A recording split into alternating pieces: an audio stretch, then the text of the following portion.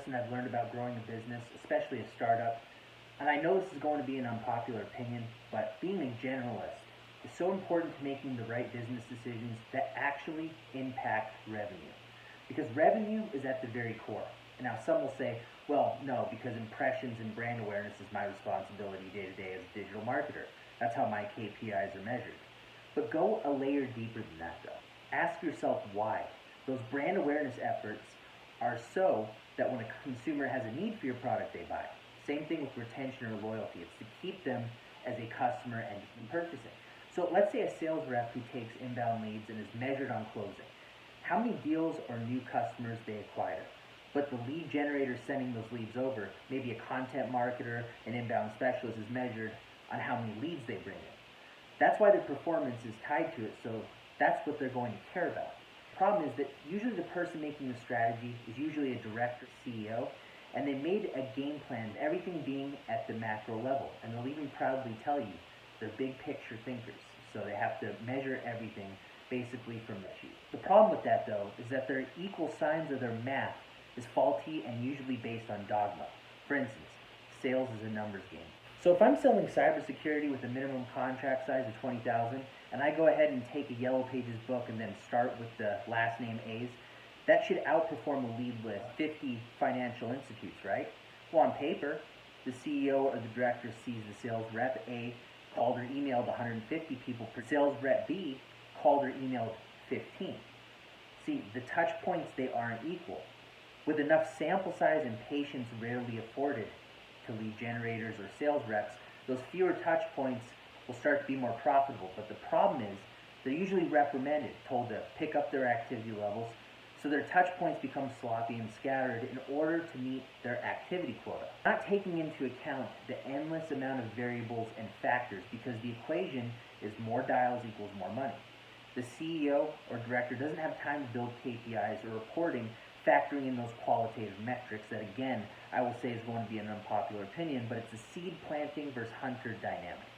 When you have to spend less time hunting, trading one for one, you're able to spend more time on the quality of those interactions and the quality of the people that you're reaching. More quality can be put into your sales enablement, which gives your sales team way more confidence knowing that they have value to offer, and the actual presentation, from practicing it to editing the presentation, which actually takes the most time, you should look at the close conversion rate improving, which is, yes, revenue. 100 leads closing at 1% versus 10 leads closing at 20%. Leads, impressions, and awareness, they're not all equal. So am I saying that doesn't work at all? Well, no. It clearly does for some companies.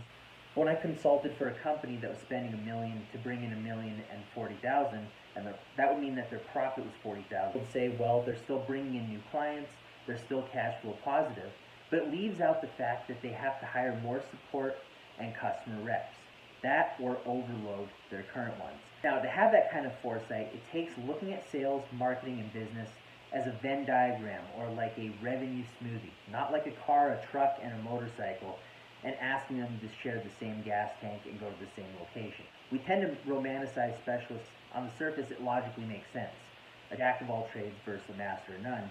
And even if that is true, the jack at least has a better understanding of the systems and how they should come together to achieve the end goal, as opposed to a bunch of masters that have their own performance metrics that may or may not conclusively lead to the outcome that they're seeking. Does too many leads sound like a great problem to have? Sure, of course. Better than not enough, right?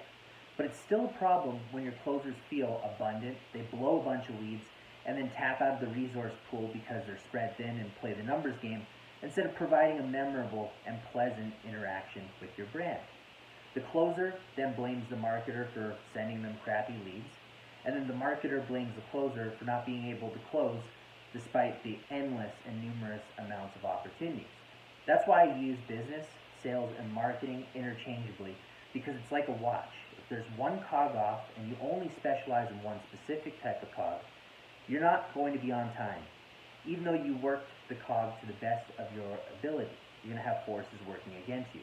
That's why the topic range is diverse and why I call it the revenue arts. Revenue writing starts with a pen, and the pen starts with the mind. It's all about the strategy and looking at things from a systems approach at the micro and macro level. What that comes down to is if you're in training and you're training a sales, marketing, business development rep, and they're going through different programs, have that, but make sure that they understand each other and their goals.